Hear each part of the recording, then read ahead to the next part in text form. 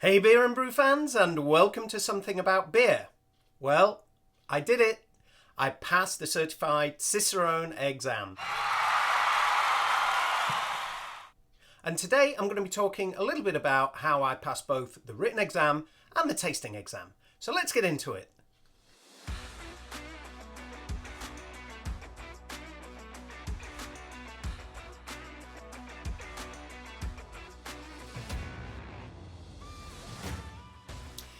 So today I'm going to be sharing some of the methods, some of the processes, some of the material that I actually used for my study program for both the written exam and also the tasting exam. Now, what I'm going to be talking about today is basically it worked for me. Some of the things may work for you, may not, but this is how I actually prepared for both the written and the tasting exam. Now, the first thing I did was actually take some mock exams. You can find them online, and that really gave me a good indication of where I was positively confident about certain subjects, and obviously the opposite, which was more important, so that I could really focus on those areas where my scores were a little bit low. This was my starting point. I then started to look at various books and articles, etc., online resources that would really help me develop in those areas where I was lacking certain knowledge.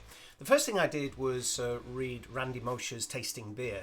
Now, I already did this for the beer server exam, and I found the book fascinating, so I read it again. Actually, it's a great read. It's quite good for some history and of course a lot of sensory topics. And also understanding the interplay between the senses when we're actually tasting beer, because it isn't just about the sense of smell and the sense of taste. There's other elements that come in there as well, which is quite interesting generally. Chapter 7 on beer and food pairing is particularly of interest, and also good for beer style history and description. The other book that I thoroughly enjoyed was Garrett Oliver's Brewmaster's Table. Now, I thought this book was excellent again. It really digs into most beer styles and also discusses food pairings, of course, which is quite important for the written exam as well. It is quite comprehensive, and I found it very well written, actually. It speaks also about notable producers of beer styles, which is actually important for the written exam. Now, there's another book that I didn't actually read, but I did find some articles from, and that was the Beer Steward's Handbook. A lot of people had referenced this and said it was very good. As I said, I didn't read it, but I did find certain articles from that book quite interesting as well. The other resource that I used was the Cicerone Beer Style flashcards. Now, I didn't buy the hard copies, I actually bought the digital version. My only problem with this is that they're not available offline, so you have to be hooked up to the internet to actually use them. But what I found is that they were really easy to use. If you had 5 minutes spare, you could open them up and go into them and start, looking. And, even for 5 minutes here and there really did help, certainly me at least anyway, start to really understand different beer styles. And also enable me to group certain beer styles together. The random program is pretty good because you don't know what you're going to get. And what I did is cover up the screen and just saw the beer style, and then started towards the end of my study, starting to guess the ABV and the SRM, etc., etc. And that was a real good way of ingraining some of those beer styles into my mind. The BJCP style guidelines, of course, very important. Similar to the flashcards, but they go into much more detail of the taste, the aroma, the ingredients, notable producers of the styles as well. And I found that very useful, quite interesting as well, of course. And the draft beer glossary was actually also quite good as well.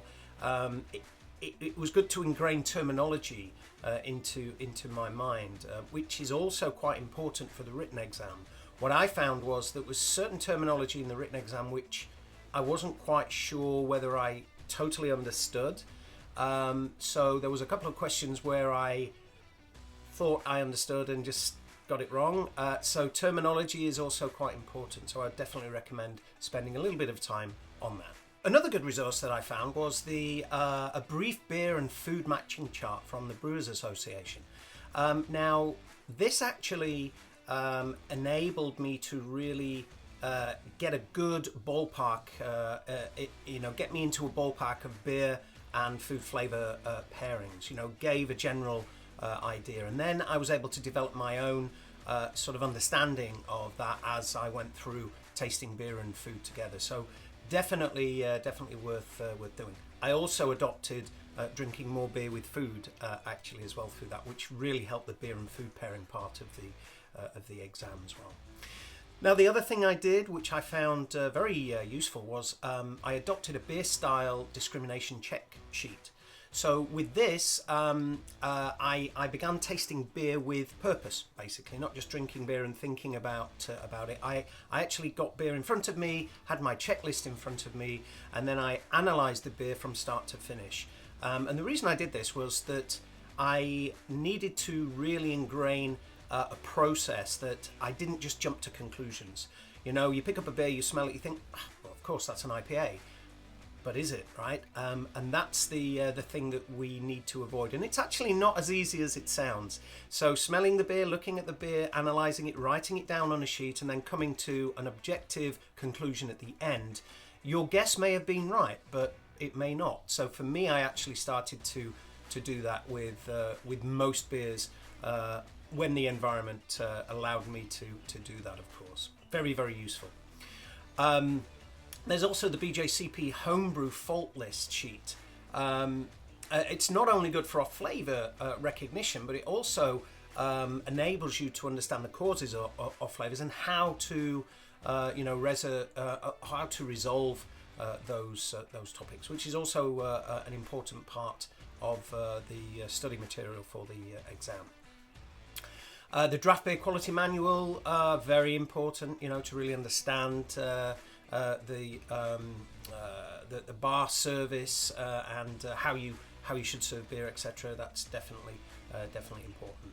There are some online things that I checked out as well. Pat Fahey on YouTube, Tasting Together series was very good. He takes about an hour or so to taste through a beer and talks about the history, the styles, the ingredients, and all of that stuff, which was very good. He also does like an exam tactic kind of session, style discrimination, and also food pairings in those discussions. And I found that very useful, but also very entertaining, to be honest. There was also a couple of others, like the Cicerone Presents Beer and Cheese Pairing, hosted. It was a panel discussion hosted by Jen Blair. Very nice to go through that, talking about food, different kind of foods, food flavors, specific to cheese, of course. But you get a lot of different flavors through cheese that matches with beer as well. So definitely interesting. And the Cicerone Certification Programme, I subscribed to that, and there was lots of different videos that popped up, which was very useful too. Now, the brewing process is also important. Being a home brewer for decades, that for me was something I didn't necessarily really need to focus too much on. But there are lots and lots of videos online. YouTube's got a lot of videos. Like myself, I put some videos out there, of course, on my channel related to home brewing. So and the brewing process in general. So yeah, there's a lot of available information there as well. There's also podcasts, different articles. Brewlosophy, I'm a big fan of Brewlosophy. I listen to their podcast. It's very useful. So that was generally how I prepared for the written part of the exam. And of course, a lot of what I was studying for the written exam also came into play for the tasting exam as well, because the tasting exam is not just about the flavour. It's about the recognition of the beer. It's about understanding the style, understanding where the ingredients comes from, and what those ingredients bring to the beer. That all helps in the beer the beer tasting part of the exam as well. And what I did to prepare, some high-level areas was I did a lot of blind tasting sessions. So I would take, let's say, an American porter and an English porter, and I would ask my wife then to basically open one of them and serve it to me. I had to guess which one it was, or we'd have, you know, different beers just chosen from the fridge, and I would, have to taste the beer and guess which one it was. So all that kind of thing definitely helps. And this is where the analytics comes in, and the sheet that I was talking about. You're smelling it, you're tasting it, and that really helps to analyze the beer as well. Off flavor training is absolutely essential in my personal opinion. I actually created some off flavor beers myself. You know, I oxidized some beer. I took a particular American light lager, I opened it, I left it open for maybe 3 or 4 minutes and then recapped it and left it for a week or two. That oxidized, of course. Things like that. I added apple flavouring, green apple flavouring in a few as well for acetaldehyde, etc., etc. I've got to say though, there is nothing like actually doing the proper off flavour training. Some of the flavors are similar, but I don't think I would have done as well on the tasting exam if I hadn't actually done proper off flavor training. And you can buy the vials and you can put them into beers, etc. Now what I did, the vials are very small, and they dose, I think, about 1 litre of beer. Now the problem with that is that I'm doing this on my own. So I don't want 1 litre of beer with one particular off flavour in there, because that's just, a lot of beer when you only need a small amount to test a particular off flavour. So what I did is come up with a particular way of spreading that beer over a number of different beers. So I got some American light lager beer. I then used a pipette to take the whole amount out of the vial, and then I dosed that between 3 beers. And that level of dosing was the same as the dosing for 1 litre. So it was 3 beers, basically around about 990 millilitres. So that actually worked out pretty well. So then I had 3 of those beers for the one off flavour, and enabled me to do multiple sort of tasting sessions and practices and that. So that worked out really well. I actually enjoyed more beer and food experiments. So, I took, when I was having a meal, I thought, okay, what beer would go well with this particular meal, and tried it. Sometimes it went well, sometimes it didn't, but that was all a learning curve and helped.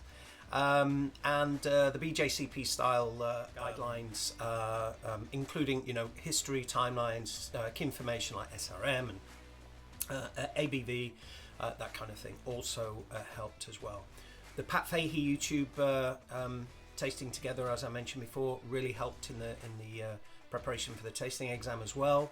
The flashcards also helped for sure. The beer style discrimination checklist, essential for me particularly, worked really, really well.